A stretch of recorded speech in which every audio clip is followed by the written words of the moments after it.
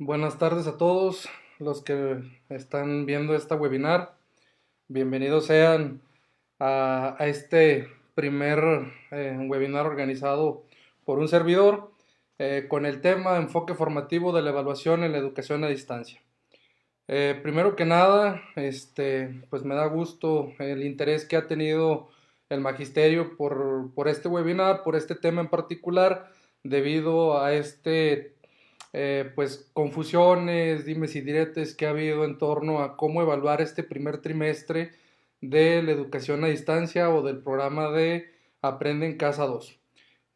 Con esto, lo que es necesario que nosotros vayamos viendo, pues va a ser no solamente el documento en sí que acaba de emitir la Secretaría, sino algunos elementos que nos van a permitir entender un poquito más cuál es el verdadero enfoque formativo de la evaluación. Además de que pongamos en duda algunas verdades que creemos absolutas en torno a la enseñanza, al aprendizaje y sobre todo a lo que es la evaluación. Siendo así, pues vamos a comenzar. Primeramente, tenemos que determinar que la evaluación es una labor ingrata. Yo creo que Quino, cuando hizo esta lámina, esta historieta de Mafalda, no se imaginaba la realidad que iba a reflejar en un tiempo. Dice, el que no haya entendido que levante la mano. Veamos, Manolito, qué es lo que no has entendido. Desde marzo hasta ahora, nada.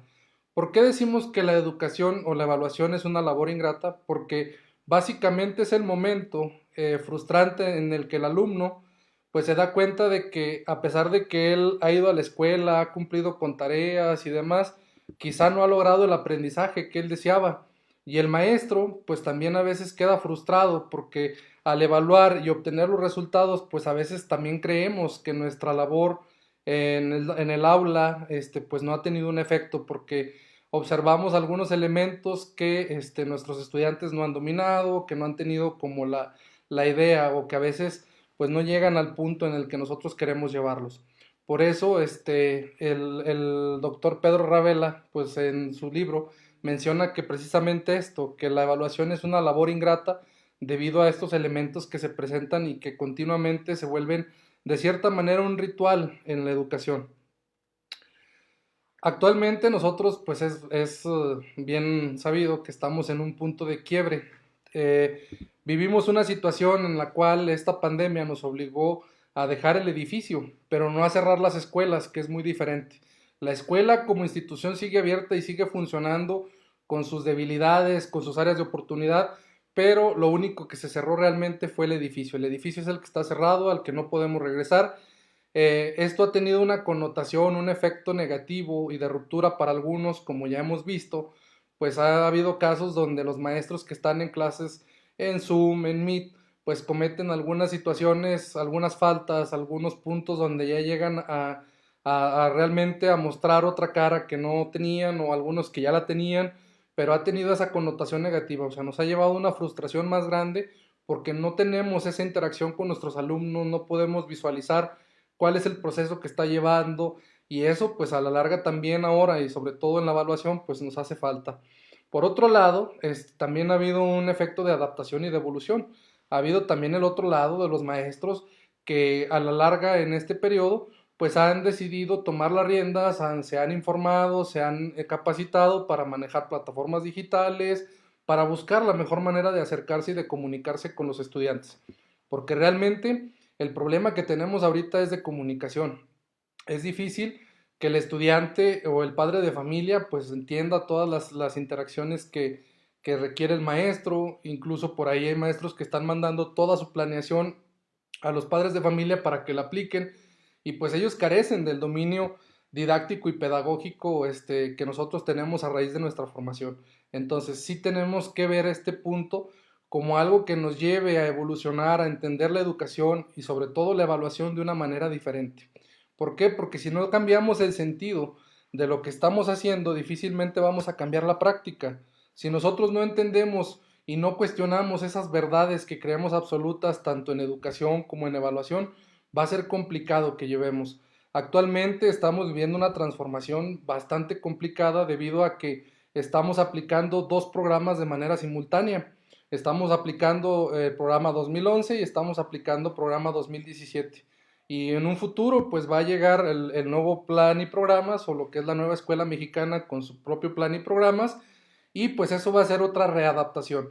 Entonces, ¿cuál es la línea que yo quiero compartirles el día de hoy? Pues precisamente que nosotros, al ser realmente los actores, los que estamos al frente de los grupos, en las escuelas, en los edificios y la institución como tal, pues realmente desarrollemos un pensamiento crítico acerca de todos estos temas y que pongamos nosotros realmente lo que nosotros consideremos mejor para nuestros alumnos. Que el plan y programas, los contenidos sean solamente un medio, no un fin en sí. Que no solamente seamos reproductores o aplicadores de ese currículum, sino que realmente reinventemos y apliquemos el currículum de manera adaptada. Tenemos tres problemas actualmente. El primero es político-administrativo. ¿Qué hacer? ¿Calificamos o no? Creemos o tenemos la idea de que si no le damos calificación a todos, pues vamos a estar como de cierta manera faltando a aquellos alumnos que sí han estado entregando sus trabajos y tenemos esta disyuntiva, ¿no? De si le ponemos 6 al que no ha cumplido y se desmotiva el que sí ha cumplido, etcétera, etcétera, ¿no? Entonces ese también es un tema político. ¿Por qué? Porque obviamente la Secretaría busca pues mantener esa dinámica entre la sociedad y tener contentos tanto a la sociedad como a los docentes. Entonces ahí es donde entra la primera cuestión, calificar o no calificar. Segundo, ¿cómo calificar a nuestros estudiantes? Estamos acostumbrados a un proceso cara a cara, un proceso donde teníamos el control de nuestra dinámica en el aula y ahora pues ya no tenemos ese control. Nosotros mandamos las actividades, hacemos la propuesta, pero estamos a la expectativa si el padre de familia y el estudiante lo quiere. Ahora, también el papel de los padres de familia es preponderante.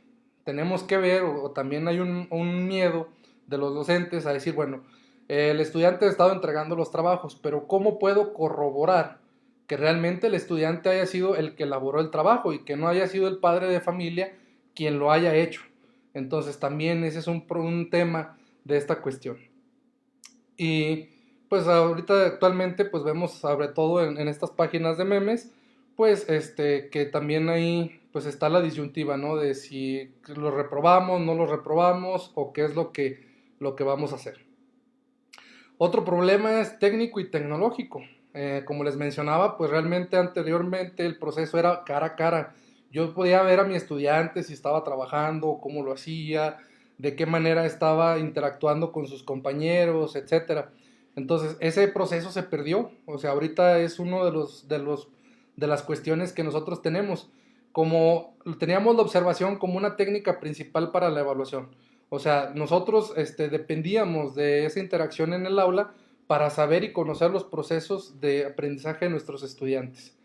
La recepción y los tipos de evidencias de aprendizajes nos han llegado desde el estudiante que manda la foto borrosa, que no se ve bien, hasta los estudiantes que pues también con el apoyo de los padres de familia y el conocimiento personal, pues básicamente han estado elaborando muy buenos productos, han estado esforzándose. Entonces tenemos una gran diversidad de evidencias de aprendizaje y también pues aquellos que no han tenido la oportunidad de digitalizar y que todavía están acudiendo a sus comunidades a recoger cuadernillos y demás, pues también ahí entra qué criterios vamos a aplicar para esta evaluación.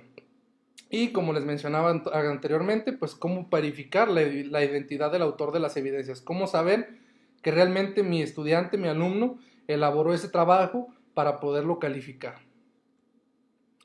El siguiente problema, que es el que mayormente vamos a estar abordando y reflexionando, es el de carácter pedagógico. Es decir, vamos a estar viendo si calificamos o evaluamos, o por qué hay esta sincronía que nosotros entendemos directamente de que calificar es evaluar y evaluar es calificar. ¿Por qué este proceso se da hasta el último del trimestre y por qué no damos ese seguimiento durante el mes o durante las actividades?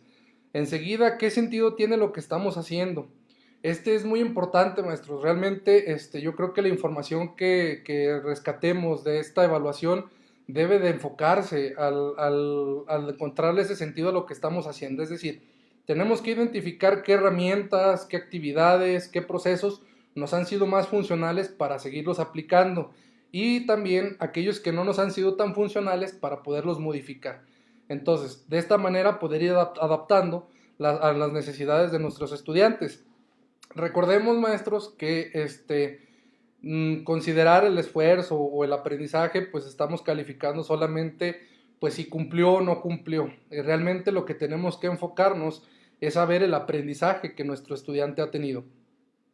Recordemos cómo Paulo Freire nos dice precisamente que la educación debe de tener este carácter de libertad, de liberar y de sentir esa liberación al estudiante y nosotros como personas, debido a que si no tenemos la información o no, pues solamente estamos cayendo en un círculo en el que el opresor pues quiere, el oprimido quiere volverse el opresor, y lo vemos constantemente. O sea, cuando el supervisor no cuenta con la información suficiente, pues solamente pide al director que cumpla, el director le pide al maestro que cumpla y el docente pues le pide igualmente al estudiante que cumpla. Entonces a veces llegamos a esta parte. En una ocasión, en una visita a una escuela, le preguntaba a una alumna qué era lo que ella quería hacer de grande y ella me decía maestra, y yo le pregunté por qué. Dice, pues para poder saber qué se siente reprobar a un alumno. Entonces nos damos cuenta de que a veces pues realmente esa práctica de la evaluación como tal, con estos criterios, pues solamente nos lleva a, como les digo, a esta dinámica de que el oprimido quiere volverse opresor. ¿Qué es lo que necesitamos replantearnos, maestros? Pues son cuestiones fundamentales para este análisis, les digo. Realmente esta webinar tiene la idea de que nos replanteemos algunas cuestiones, como es para qué evaluar y para qué enseñar. Entonces, una vez que nosotros en nuestra cabeza nos estemos preguntando y no solamente repitiendo lo que nos dicen los planes y programas o lo que aprendimos en la normal, sino realmente ya desde un punto de vista particular, es decir, bueno, yo lo que hago en la escuela, en mi aula, con mis estudiantes, ¿qué sentido tiene? ¿Qué es lo que para qué preparo mi clase para mis estudiantes? ¿Cómo los evalúo? ¿Para qué los preparo? Les menciono esto porque realmente nosotros cuando llega esta situación de la pandemia solamente reaccionamos a una situación.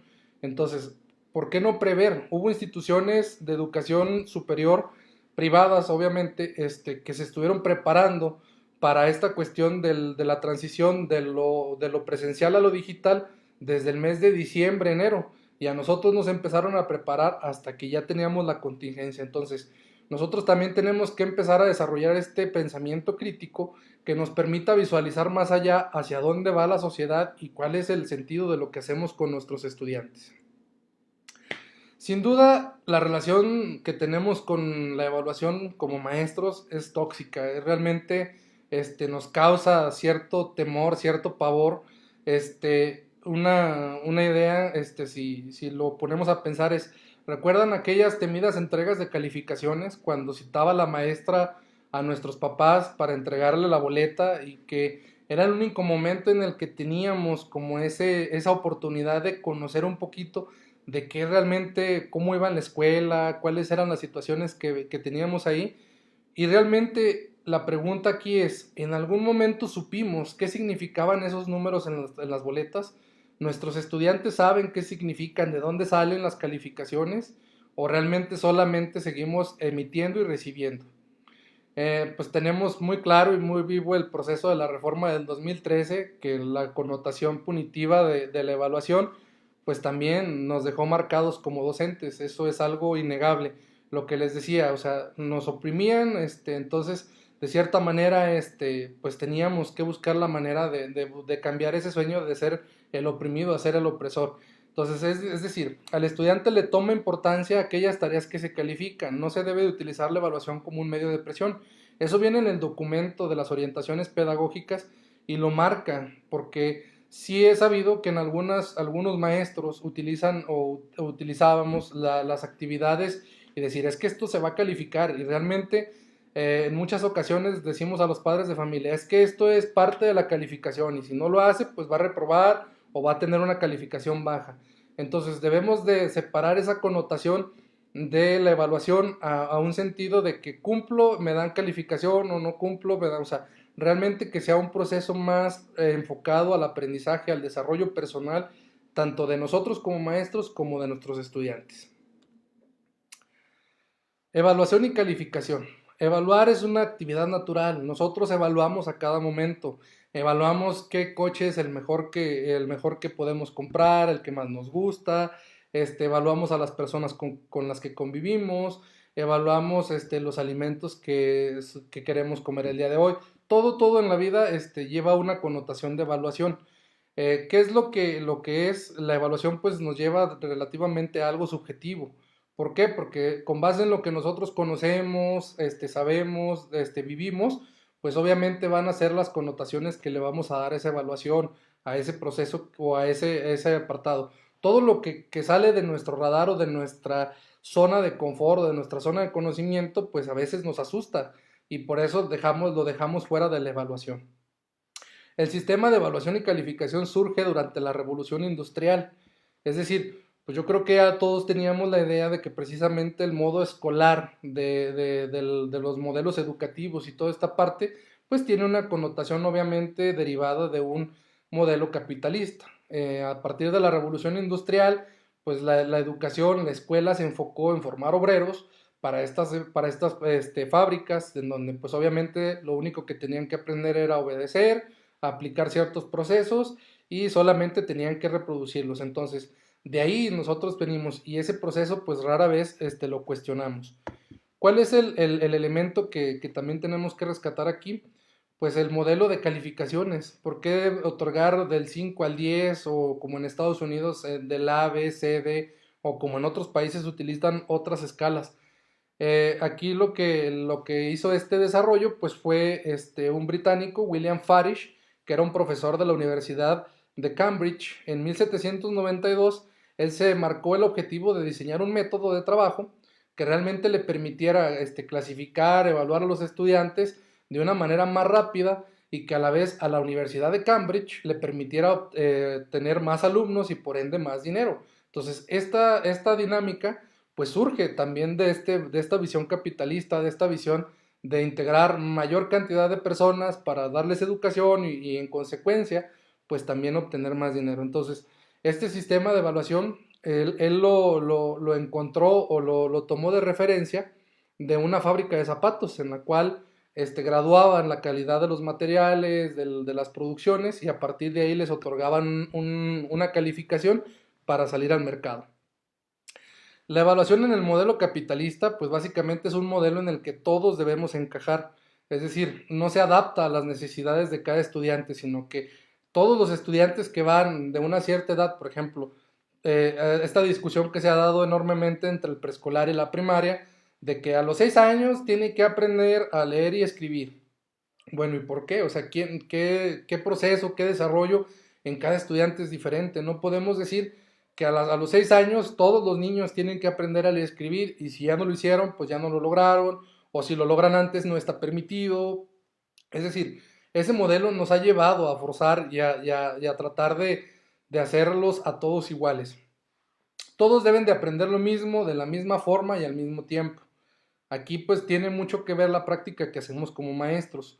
¿Por qué? Porque lo más sencillo al atender una gran cantidad de estudiantes, y que esto también es otra situación que nosotros tenemos que visualizar y que el gobierno tiene que visualizar, pues es más difícil dar una atención personalizada a cada uno de los estudiantes con base en sus intereses, en sus necesidades, en sus capacidades. Pero sin duda nos estamos dando cuenta de que pues, los estudiantes no son iguales, que tienen necesidades, gustos diferentes y al hacer una misma clase para todos, pues es difícil obtener resultados iguales. Organizado por niveles y grados escolares, pues ese también, o sea, estamos viendo que es como una escalerita, ¿no? O sea, de primero nos vamos a segundo, tercero, cuarto, y a final de cuentas estamos cumpliendo con una dinámica que nos permitía, o que ahorita todavía nos sigue permitiendo, que el llevar esa escolaridad de tantos años en el preescolar, tantos años en la primaria, en la secundaria, en la preparatoria y en la universidad, pues nos va a garantizar tener la preparación para llegar a nuestro trabajo. Actualmente estamos viendo que hay otras opciones como el homeschooling, el hackschooling, o sea, modelos que están llevando a replantear si realmente este modelo por niveles forzosos tiene esa connotación positiva o si realmente limita a algunos y forza a otros. Estamos viendo también la evaluación como algo meritocrático y selectivo. ¿Qué quiere decir esto? Pues realmente que estamos basados, como les decía al principio, en decir, cumplió el estudiante, cumplió con todo, o sea, de 38 tareas, cumplió con 35, entonces quiere decir que tiene 9. Entonces, o si nada más cumplió con 12 o todo esto, ¿no? O estas situaciones de los revisados, que nos decía el maestro, bueno, pues en la libreta el estudiante que más tiene 40 revisados y de ahí para abajo, ¿no? Entonces, este tipo de prácticas pues ahora sí que premian el cumplimiento de las actividades, pero no el aprendizaje. Puede haber estudiantes que tengan los 40 revisados y que aprendieron menos que aquel que tiene 3, pero que por ahí pues a lo mejor no era tan cumplido, pero en el nivel de desarrollo cognitivo pues pudiera tener otras situaciones. Entonces, la pregunta, ¿existe la diversidad en la evaluación? O sea, realmente en esta sociedad actual en la que la diversidad es una norma, en las que ya tenemos teorías como la teoría de las inteligencias múltiples, que tenemos neurodidáctica, que tenemos una brecha tecnológica enorme y toda esta parte de las diferentes generaciones que están conviviendo en la actualidad, ¿realmente la escuela atiende esa diversidad? ¿La evaluación atiende esa diversidad? Dice, nuestros alumnos provienen de distintos tipos de familia, niveles socioeconómicos, culturales y cada uno con necesidades, ritmos y capacidades de aprendizaje muy diferentes. Por eso la palabra mágica de este gobierno ha sido la empatía.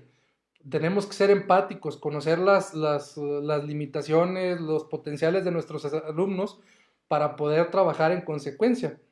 Entonces, aquí surge esta dinámica de decir, bueno, pues estamos hablando de inclusión, no estamos hablando de un estándar. O sea, todos los estudiantes tienen que llegar a este estándar, al estándar que pongo yo como docente, que me pone la secretaría en los planes y programas, y decir, bueno, pues esta es la línea. Quien brinca la línea, pues ya la hizo, y quien no, pues no. O sea, ya tiene un 5, está reprobado. Entonces, tenemos que replantearnos la visión de la evaluación con ese enfoque formativo para ir más allá del estándar y la inclusión. Nosotros, como les mencionaba al inicio, pues tenemos ahorita todavía la disyuntiva de estar aplicando dos planes y programas, en el cual pues la evaluación también se trabaja de dos maneras distintas. Nosotros recordemos que en el modelo 2011 teníamos 12 principios pedagógicos y la evaluación encajaba en el número 7, evaluar para aprender.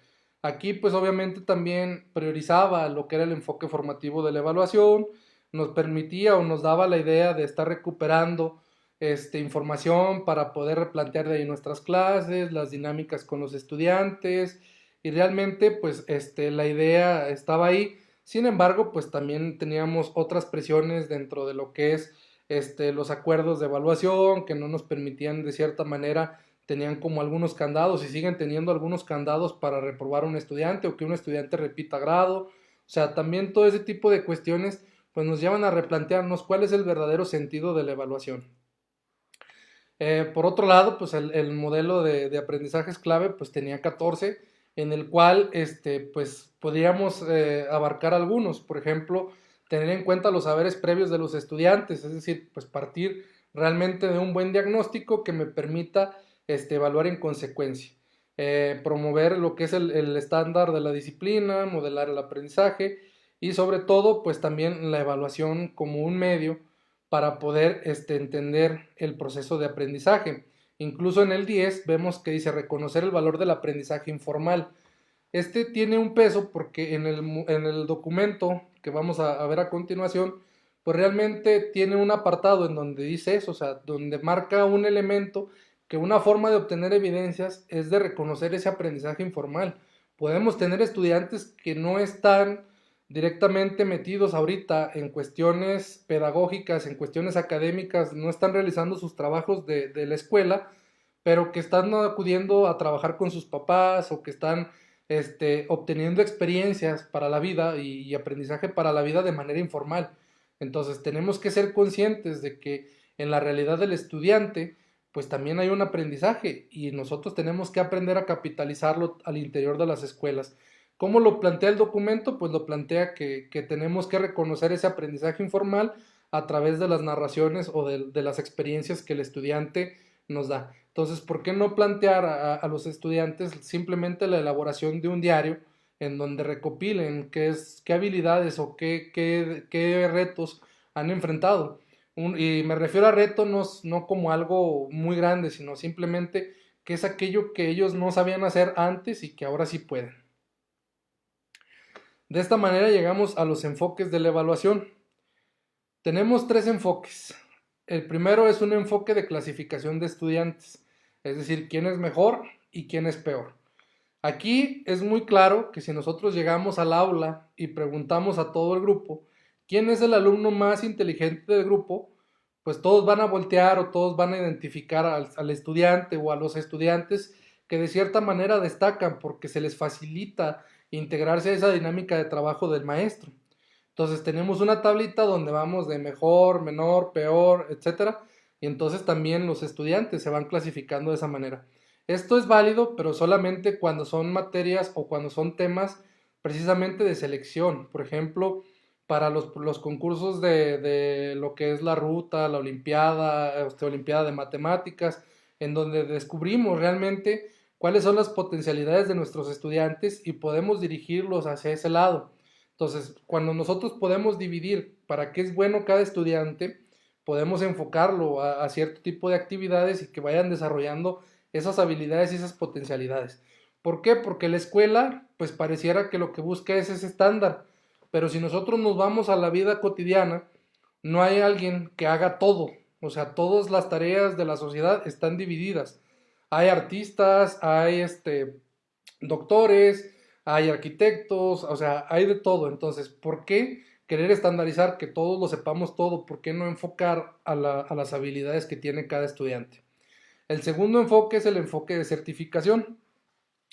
Este enfoque dice que a partir de una medida estandarizada se certifica quiénes han llegado a la meta del aprendizaje y quiénes no. ¿Esto qué quiere decir? Por ejemplo, cuando evaluamos al final del ciclo escolar, como en el caso anterior, pues ¿qué hacemos? Pues vemos si el estudiante durante todo el ciclo cumplió y tiene el derecho a pasar al siguiente grado o no lo tiene. Entonces también este enfoque de certificación pues es básicamente pues ha traído esos problemas y esa cuestión de la meritocracia, esta cuestión de la estandarización, debido a que queremos que todos los estudiantes logren ese estándar.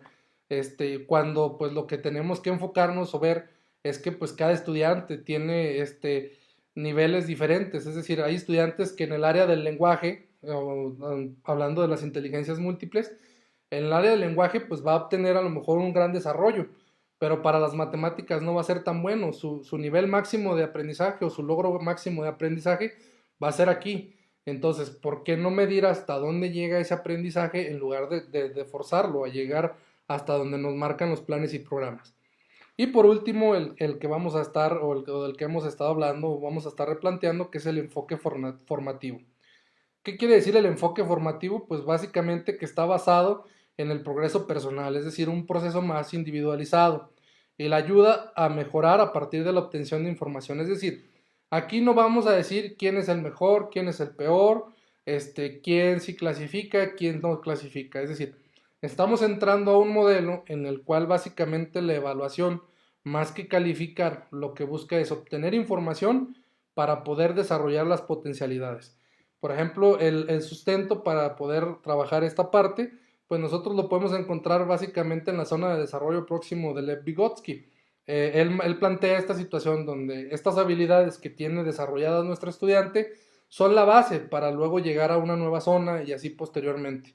Entonces, cada vez que nosotros evaluamos a nuestros estudiantes en el proceso o al final del ciclo, pues realmente es obtener información para de ahí replantearle las actividades, involucrarlo en su aprendizaje y que vaya desarrollando nuevas habilidades, no que solamente pues obtenga una calificación. El enfoque formativo es obtener información del proceso a trabajar a distancia. Como le decía, pues se complica el hecho de tener la observación como el medio principal para obtener información como lo hacíamos anteriormente. En este momento, pues tenemos que revisar las actividades y medios que han resultado funcionales. Por ejemplo, quienes han trabajado con la herramienta de Classroom, quienes han trabajado con la herramienta de lo que es pues los medios digitales o quienes han estado llevando cuadernillos. O sea, tenemos que ver cuáles son los medios que más nos han funcionado. ¿Cuáles han sido las barreras para el aprendizaje y la participación que hemos detectado durante este primer trimestre? Recordemos que actualmente ya no podemos poner o solamente hablar de discapacidad, que es algo que limita al aprendizaje, sino también estas barreras que pueden ser tecnológicas, que pueden ser incluso pues hasta la familia, ¿no? Yo creo que es bastante difícil entender que nuestro estudiante pues ha nacido con unas condiciones determinadas, ¿no? Él no escogió al momento de nacer en qué familia lo iba a hacer, en qué comunidad lo iba a hacer, quién iban a ser su familia, si su familia iba a tener los medios para darle una buena oportunidad educativa o no. Yo creo que realmente es ahí donde entra esta idea de no presentar nosotros o que nosotros y la evaluación represente una barrera más para el aprendizaje de nuestro estudiante.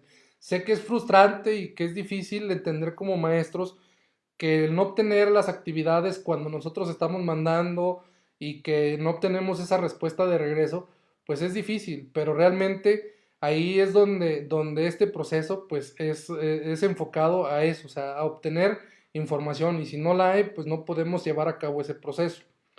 El fortalecimiento del vínculo entre la escuela y la familia, esto es fundamental, maestros. La idea esta de que, ¿cómo le voy a hacer para saber si mi estudiante hizo sus actividades o no las hizo, si las hizo el papá, si se las hizo la abuelita, etcétera? Pues la única idea es precisamente replanteando y fortaleciendo ese vínculo. O sea, yo creo que el padre de familia que le hace la tarea a sus hijos, algo tiene mal, o sea, tiene la idea de decir, pues yo se la hago para que cumpla, ¿no? Volvemos al punto de la meritocracia, o sea, de cumplir por cumplir.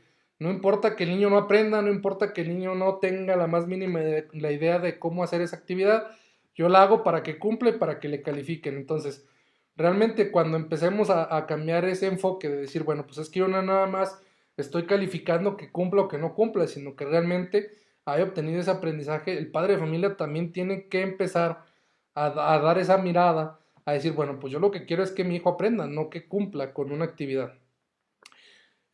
Y por último es el planteamiento de actividades relevantes y significativas para el estudiante. ¿Esto qué quiere decir, maestros? Yo creo que en este periodo lo más complicado ha sido poder adaptarnos de estas clases del aula a una clase a distancia.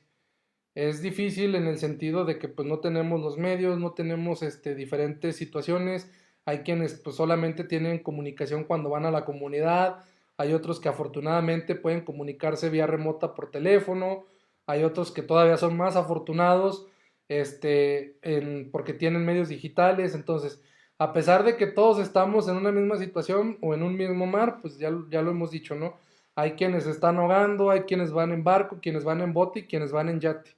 Entonces, simplemente tenemos que identificar esas cuestiones para plantear actividades que les sean relevantes a nuestros estudiantes, actividades que vayan enfocadas a lo que hacen en el día a día, a lo que tienen a la mano para poderlo desarrollar, pero sobre todo a que no sean actividades mecánicas, sino que sean actividades realmente que le permitan interactuar en su vida diaria. Ahora sí vamos, que dice, ¿qué nos propone la SEP para evaluar este primer trimestre?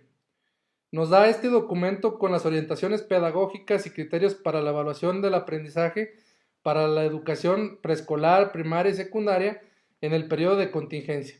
Es decir, estas medidas son durante lo que dura el periodo. Si dura de aquí al término del segundo trimestre o dura hasta el término del ciclo escolar, pues estas disposiciones son las que van a estar rigiendo por lo pronto cómo evaluar y cómo calificar a nuestros estudiantes. Lo primero que nos dice es que tenemos que aprender o que tenemos que hacer una clasificación de nuestros estudiantes. Aquí lo primero es tener estos tres niveles de comunicación. El primer nivel de comunicación y participación es sostenida, es decir, pues aquellos estudiantes con los que hemos tenido esa comunicación, esa interacción directa, en la cual nosotros enviamos el trabajo, recibimos evidencias y pues ahora sí que hemos obtenido la respuesta de manera sostenida o de manera constante. El segundo es comunicación intermitente y baja participación en las actividades propuestas por el profesor. Aquí entran todos esos estudiantes que han estado de manera intermitente, es decir, a veces sí, a veces no, de repente se reportan, de repente se desaparecen y que no tenemos todos los elementos de las clases o de los conocimientos o la información necesaria para evaluar. Y por último, la comunicación prácticamente inexistente, es decir, aquellos estudiantes que realmente no se han reportado en lo que va del ciclo escolar, que no han cumplido con ninguna actividad, que no han estado al pendiente de la programación de Aprende en Casa 2 y que pues, realmente pues no tenemos ahora sí que ningún tipo de información. Entonces, este va a ser el punto de partida para la realización de esta clasificación y de cómo poder evaluar a los estudiantes.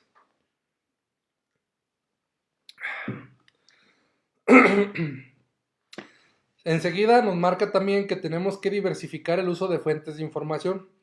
Aquí lo primero es en trabajar, y esto es importante, maestros, el enfoque formativo es algo que replantea y que toma como base el hecho de fomentar la autoevaluación.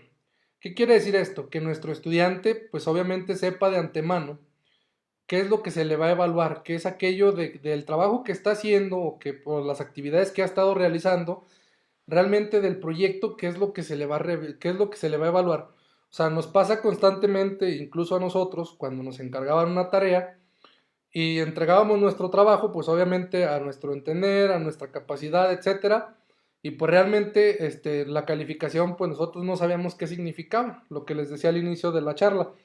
Sabemos realmente qué significa la calificación que le damos al estudiante. Él sabe lo que significa, sabe en qué elementos pudo mejorar para mejorar esa calificación. Entonces, ¿cómo poder hacer esto? Por medio de la autoevaluación. Pero también nos da la idea de la coevaluación mediante un diálogo con el estudiante, los padres de familia o los tutores.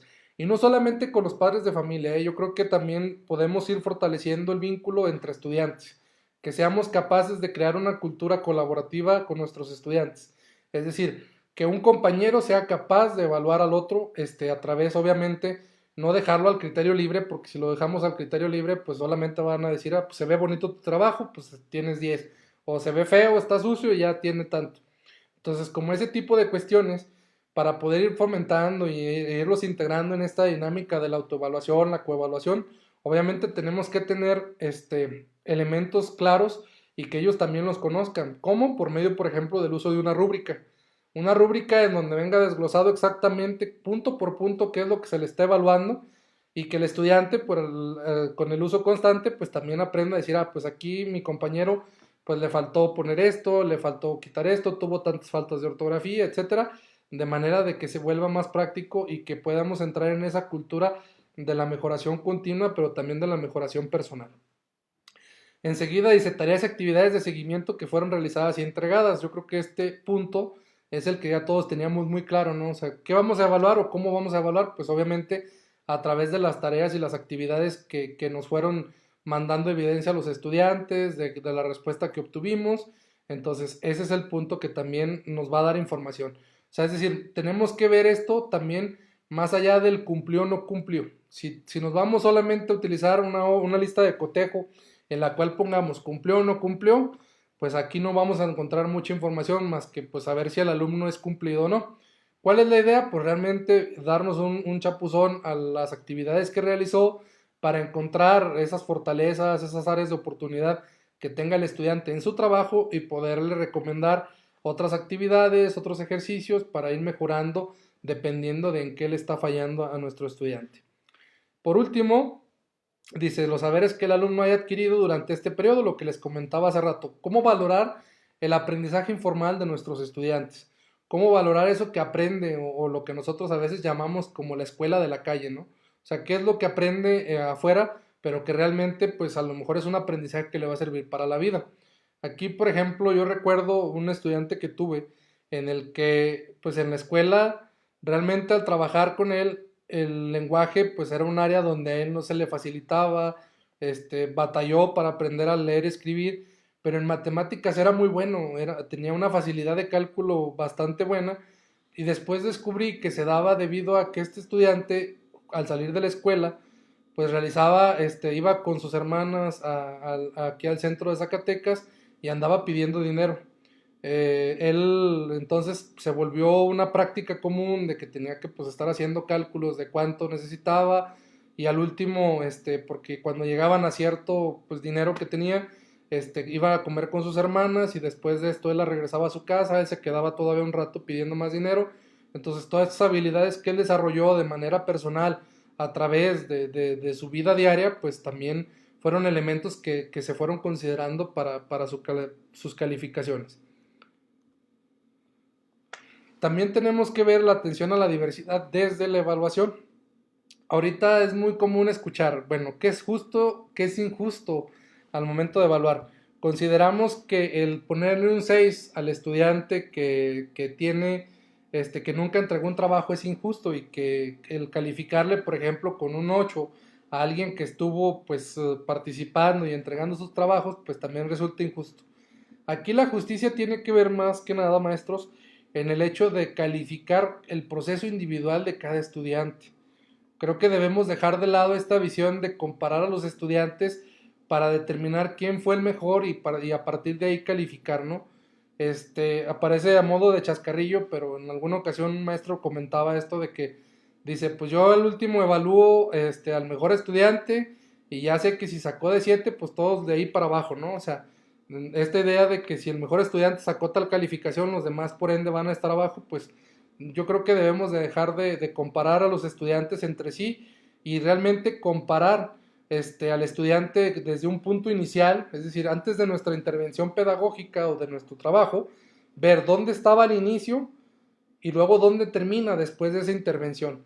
Eso es realmente la justicia, o sea, de que el alumno diga, bueno, pues aquí mi estudiante empezó, no sabía, dicen por ahí, la O por lo redondo, pero al final del trimestre pues ya logró aprender por lo menos las vocales. Entonces estamos viendo de que a lo mejor no logra un estándar general como la mayoría de nuestros estudiantes, pero hubo un avance en su aprendizaje. Entonces eso también tiene que ser valorado para hablar de justicia. Considerar las condiciones particulares de cada estudiante, eso sin duda es necesario. Les digo, realmente el atender a la diversidad pues nos llama a particularizar la evaluación, a entender cuáles son estas cuestiones, que se vuelve de cierta manera una mayor carga, pero tenemos que empezar a identificar, y cuando identifiquemos esas características, esos procesos, realmente el poder diseñar actividades que sean o que correspondan a esa diversidad va a ser mucho más sencillo. ¿Por qué? Porque vamos a saber cuáles son las potencialidades y carencias de algunos de ellos y plantear la actividad en esa función. Por eso ahorita tanto este diseño universal para el aprendizaje del que se habla, pues toma en consideración esta idea, ¿no? De que planteemos actividades en las cuales los estudiantes pues realmente diversifiquen los medios para aprender, pero que a final de cuentas desarrollen estos elementos, por ejemplo, como la investigación, la clasificación, la resolución de problemas de su vida diaria.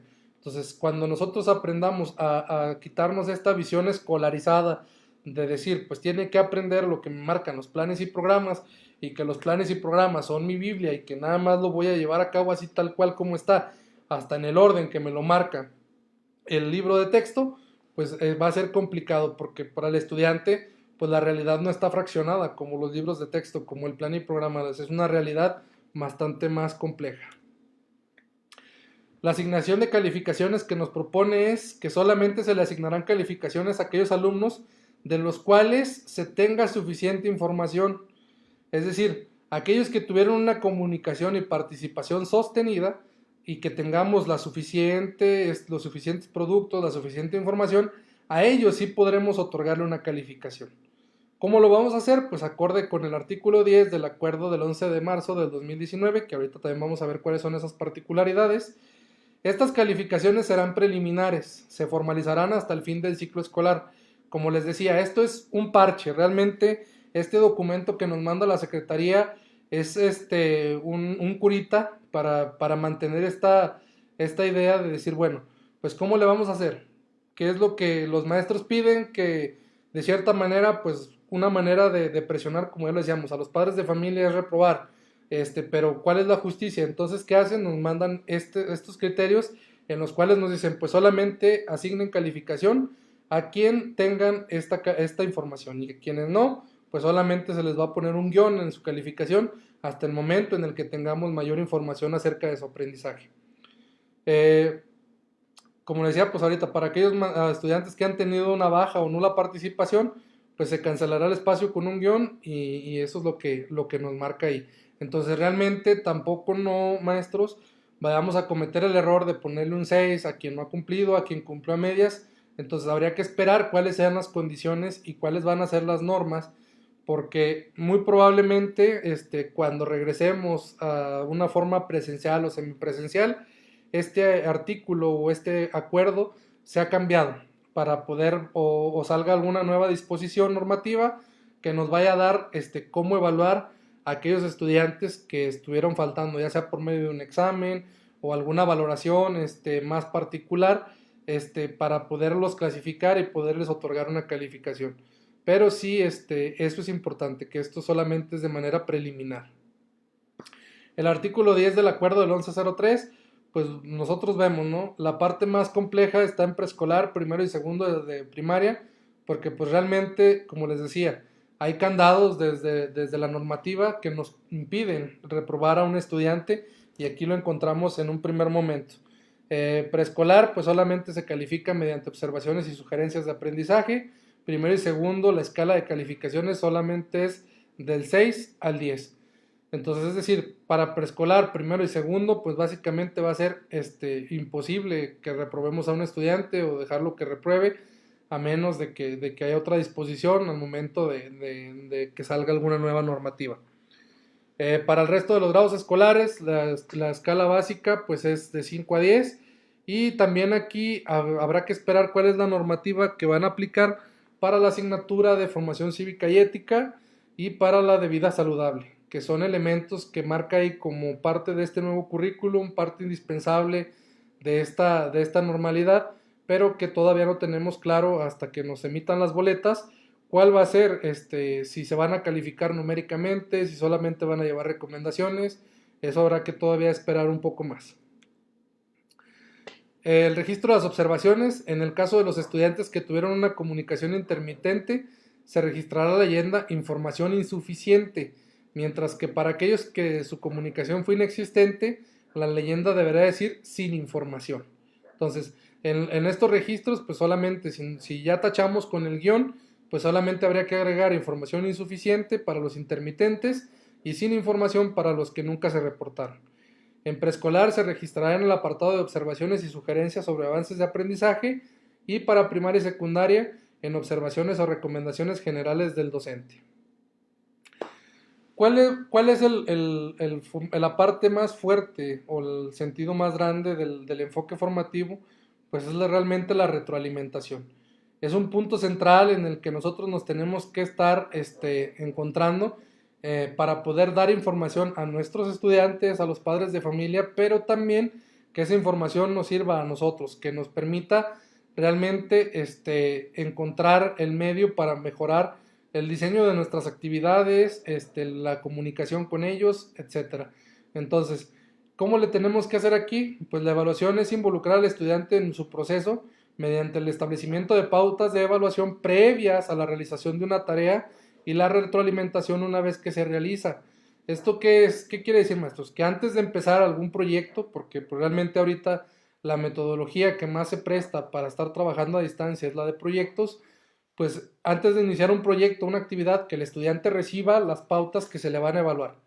Es decir, se te va a evaluar, que hagas, o sea, todo debe de estar descrito de manera muy puntual para que él sepa exactamente qué se le va a estar evaluando. Y una vez que ya empiece con la dinámica del trabajo, pues estar brindando la retroalimentación. Decirle, con base en el objetivo que se le planteó, decirle, ¿sabes qué? De este trabajo te falta todavía que integres esta parte. Yo te pedí que buscaras en dos fuentes de información diferentes y solamente me estás presentando una, entonces te falta encontrar otra. Entonces todos esos detalles que ya estén enmarcados desde un inicio, pues nos van a dar a nosotros la pauta para que al momento de que hagamos la evaluación podamos decirle, te faltó aquí, te faltó acá, aquí sí cumpliste, acá te falta este detalle, de manera de que pueda ir desarrollando nuevas habilidades. La retroalimentación debe partir del reconocimiento de las competencias de nuestros estudiantes y tomar como base teórica el concepto de la zona de desarrollo próximo y el andamiaje. Estos dos conceptos que son básicos para mejorar el aprendizaje de nuestros estudiantes, pues es lo que nosotros tenemos que tomar en cuenta. Porque ya les decía yo, ¿qué me dice la zona de desarrollo próximo? Que para poder, por ejemplo, hacer suma, resta, multiplicación y división de fracciones, pues mi estudiante primero debe de haber desarrollado la noción del parte todo, cuáles son los diferentes tipos de fracciones, fracciones propias, impropias, fracciones equivalentes. Es decir, nosotros debemos de reconocer que para que llegue a un estándar hay un camino que tienen que recorrer. Entonces, si yo soy capaz de identificar ese camino que mi estudiante tiene que recorrer, yo voy a decir, pues se encuentra aquí, entonces yo adapto el contenido para que esa información o ese ejercicio que yo le estoy planteando lo lleve a desarrollar su nivel próximo. Este también en la teoría de Brunner, del andamiaje, es ir construyendo esos cimientos para el desarrollo de nuevas habilidades. Entonces, ¿cuál es nuestra tarea realmente? Pues de cada contenido, de cada aprendizaje esperado, pues conocer cuáles son las pautas y cuáles son esos pasitos que tiene que dar para llegar al objetivo.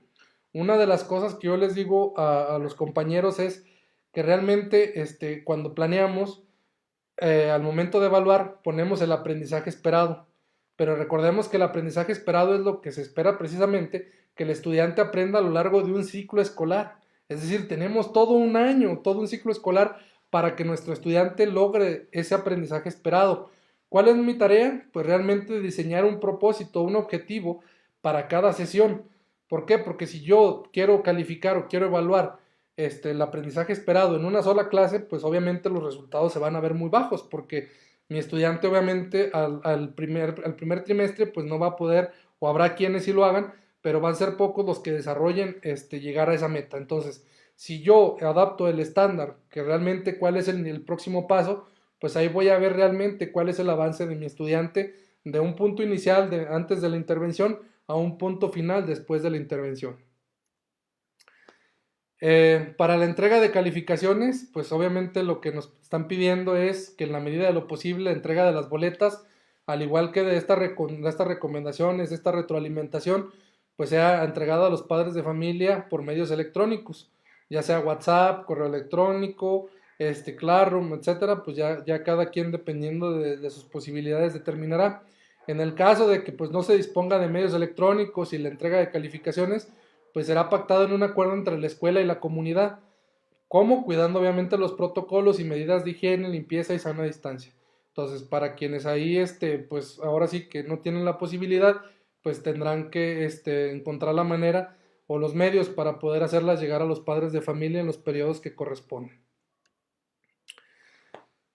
¿Qué es lo que nos va a llevar este proceso de al finalizar esta evaluación del primer trimestre? Y sobre todo lo que les comentaba que quiero que repensemos a partir de este aprendizaje, pues realmente es que la información obtenida durante la evaluación pues nos debe de servir para diseñar actividades que fomenten el desarrollo de nuevas competencias.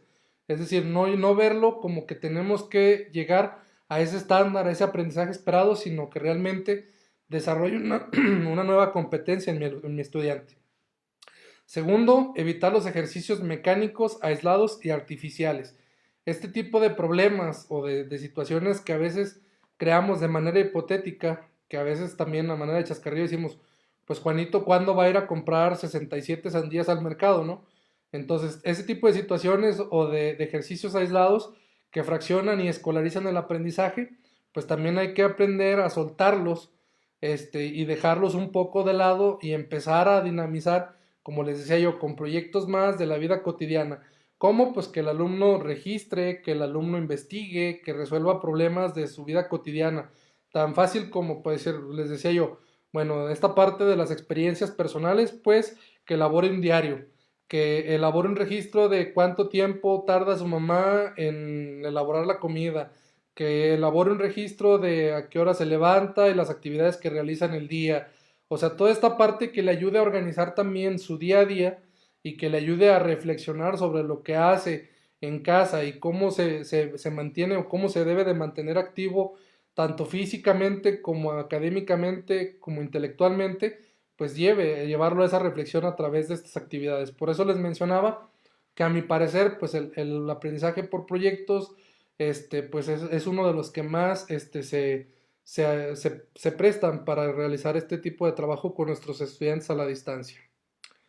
Finalmente, pues vamos a ver las conclusiones.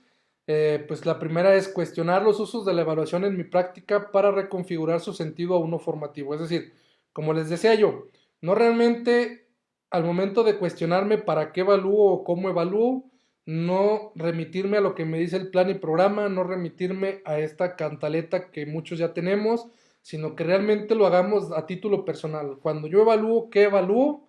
y para qué evalúo y cómo lo puedo reconfigurar para darle información a mi estudiante. Segundo, incorporar en la medida de lo posible como parámetros de evaluación el punto inicial antes de la intervención pedagógica y los avances que se hayan dado durante el proceso, siempre considerando el máximo logro de aprendizajes de cada estudiante. Aquí quizá va a ser como una de las partes más complejas de trabajar y de entender. ¿Por qué? Porque si yo entiendo que mi estudiante tiene un máximo logro de aprendizaje, por ejemplo, digamos, el estándar me lo pone aquí y mi estudiante su máximo logro de desarrollo va a ser aquí, ya sea por alguna discapacidad, por alguna barrera de aprendizaje, participación, lo que sea, pero ese es su límite. Entonces yo tengo que considerar el avance que hubo gradual en ese sentido. Entonces el 10 ya no se le va a dar solamente a aquel estudiante que cumplió con todos los trabajos, con todas las tareas y que aparentemente obtuvo un desarrollo. ¿Por qué? Porque se dan casos en los que estos estudiantes que obtienen 10 no desarrollan nuevas habilidades, solamente utilizan las que ya tenían para cumplir con los pedidos del profe. Y hay estudiantes que a lo mejor no cumplen tanto con los parámetros establecidos, pero que a manera personal tuvo un mayor avance que aquel que entregó todo.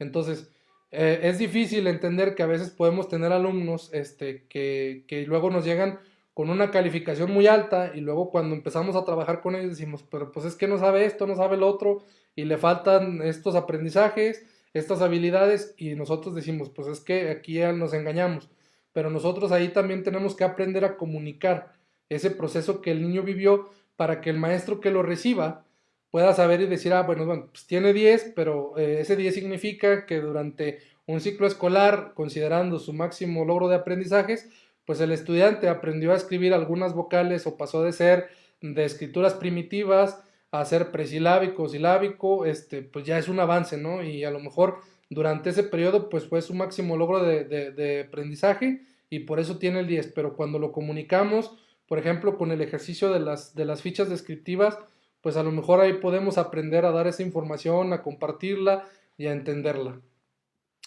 Las calificaciones solo serán para aquellos estudiantes que han tenido una comunicación y participación sostenida como una medida temporal. Les digo, pues realmente habrá que esperar cuál va a ser el proceso que nos va a marcar la Secretaría en el momento de que lleguemos al final del ciclo. Ahorita, realmente, como les digo, yo creo que solamente fue una manera de salir, como dicen por ahí, al quite y decir, bueno, pues ahorita por lo pronto vamos a aplicar esto, ya después vemos, esta tarea se la dejamos a los legisladores del futuro, a los maestros del futuro, pero por lo pronto pues tengamos ahí en suspenso por medio de un guión. Entonces, ¿qué es lo que va a pasar cuando regresemos a esta parte semipresencial? ¿Cómo le vamos a hacer para medir los aprendizajes que nuestros estudiantes tuvieron en este periodo? Y más si fueron los que nunca llegaron o nunca tuvieron una comunicación con nosotros. Involucrar paulatinamente al estudiante y padres de familia en el proceso de evaluación y de aprendizaje a través de una comunicación efectiva de elementos a evaluar y siempre brindar la retroalimentación pertinente. Aquí, ¿cómo le podemos hacer, maestros? A veces la retroalimentación, creemos que cuando el estudiante cumplió y sacó todo, ponerle muy bien o lo lograste, es retroalimentación. Realmente tenemos que aprender también a ver el error como una manera o como una oportunidad de aprendizaje. Cuando cometa ese tipo de errores, poderle hacerlas, ¿no? Por ejemplo, si estamos recibiendo cuadernillos, hacerle las anotaciones pertinentes, identificar cuál fue la idea del estudiante que lo llevó a contestar de tal o cual manera y ponerle una nota ahí. Si lo podemos hacer por medio de una videollamada, pues qué mejor explicarle de viva voz al estudiante o por medio de un audio o por medio de un mensaje de texto. La idea es que sea el medio que sea, pues realmente la información que nosotros podamos regresar a nuestro estudiante, pues va a ser en mejora de su aprendizaje. Utilizar la información obtenida de la evaluación para el diseño de nuevas actividades que sean de relevancia para nuestros estudiantes, que atiendan a la diversidad y que en el proceso desarrollen competencias para la vida. Aquí realmente es donde nos vamos pues un poquito con la tarea o qué es lo que nos tratan de dar esta idea de que pues de cierta manera las actividades que nosotros vayamos replanteando sean cada vez mejores y más pertinentes al contexto de nuestros estudiantes. Y por último dice entender el currículum de los planes y programas como un medio más que un fin. O sea, realmente no se trata de replicar o de aplicar o de reproducir el currículum o el plan y programas de ese ciclo escolar tal cual viene para decir que cumplí o que sí trabajé. La idea es más bien que los planes y programas solamente sean como una brújula para llevar a nuestros estudiantes a un desarrollo personal pues cada vez mejor y que realmente cambiemos este sentido, maestros, de evaluar con fines de calidad o de certificación, como lo planteaba, que viene desde un modelo más capitalista, a aprender a trabajar o evaluar en el desarrollo de esa excelencia que nos marca ahora la ley en el artículo tercero. Creo que de cierta manera este documento también nos va a dar unos nortes, unas ideas de lo que viene en el nuevo modelo educativo de la nueva escuela mexicana. ¿Por qué? Porque si estas ideas ahorita las están compartiendo, muy probablemente sean la base para los proyectos o los futuros proyectos de este plan y programa. Por eso la importancia de irlos conociendo, de ir tratando de evolucionar de una evaluación con fines de selección a una evaluación más formativa. Esperemos que realmente el plan y programa nos permita realizar ese tipo de ajustes, atender a la diversidad. ¿Por qué? Porque si nosotros vamos al futuro, quizá en unos años, ahorita ya hay pláticas, pero sí en un futuro quizá podamos llegar a un modelo en donde ya no existan grados escolares, sino que realmente sea de un desarrollo personal, que lo que se califique o lo que se tome en cuenta sean los conocimientos, habilidades, actitudes del ser humano, más que el haber cursado un grado escolar, que el haber contado con tales y cuales calificaciones, porque realmente, pues seamos honestos, una vez que nosotros terminamos la parte escolar, pues eso es lo que rige, aunque tengamos que presentar el documento, pues la diferencia entre algunos profesionales y otros es realmente este conjunto de competencias que tenemos. Por eso también ahorita mucho el enfoque, la evaluación por competencias, al desarrollo de estos proyectos que tengan a bien, pues más enfocados en el desarrollo personal que realmente en ir cursando o ir replicando el currículo. Y pues de mi parte, eso sería todo. Muchísimas gracias por su atención. Ahorita voy a estar revisando lo que es aquí el chat por si hubiera algunas preguntas, algunas situaciones que quisieran compartir, pues con toda confianza, poderlos leer, antes de terminar este, este webinar.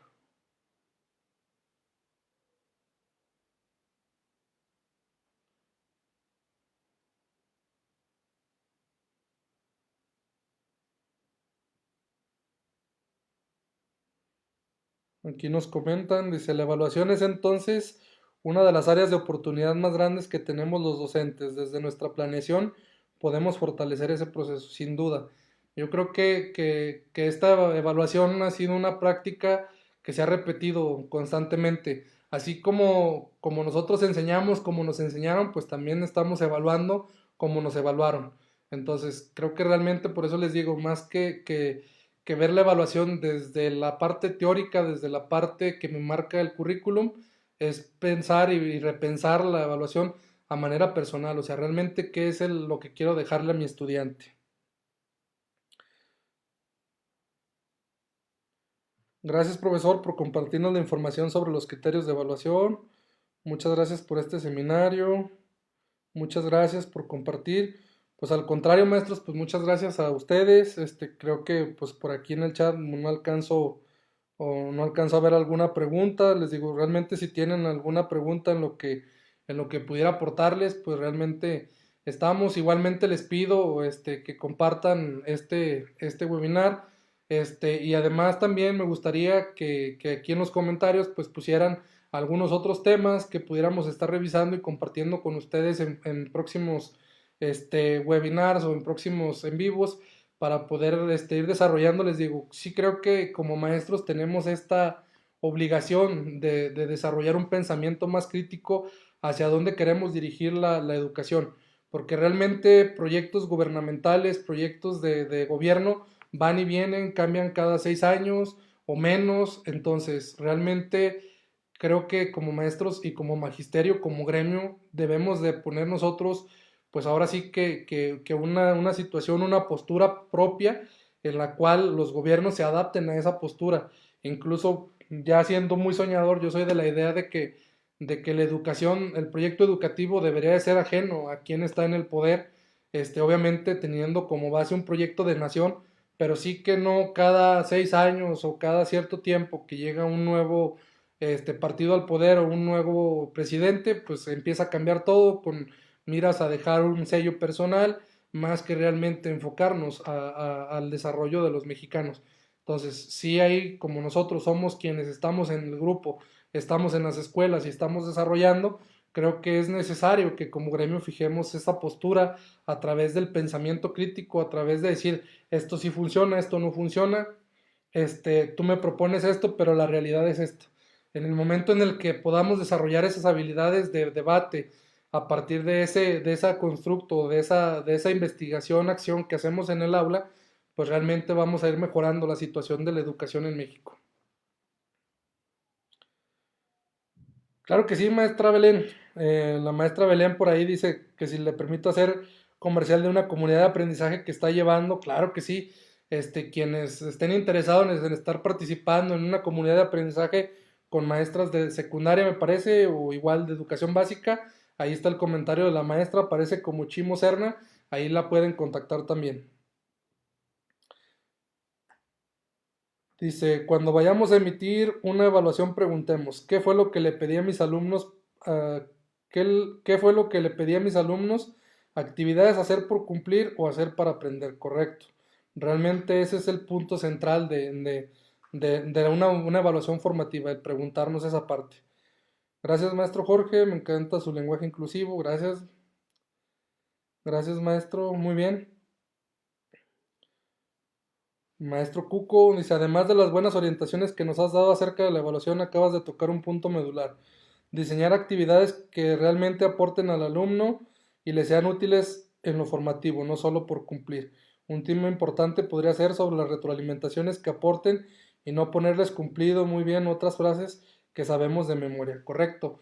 Pues si les gustaría que abordáramos en el próximo webinar cómo replantear o cómo plantear una muy buena retroalimentación, pues coméntenlo por ahí y claro que sí, con gusto hacemos la pertinente investigación y la aportación a todos ustedes para poderles orientar en el diseño de una buena retroalimentación. La idea es que precisamente darle un carácter, les digo, un pensamiento más crítico, ir desarrollando las habilidades tanto personales como de nuestros estudiantes y sobre todo que sea funcional para todos nosotros, de manera de que aprendamos a ir un poquito más allá. Entonces, pues de mi parte es todo, maestros, un gusto haber compartido esta tarde noche con ustedes.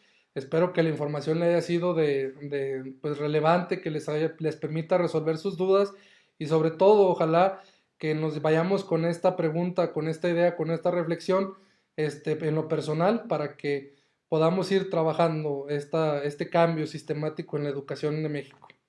Buenas noches y pues nos vemos en el próximo webinar. Saludos.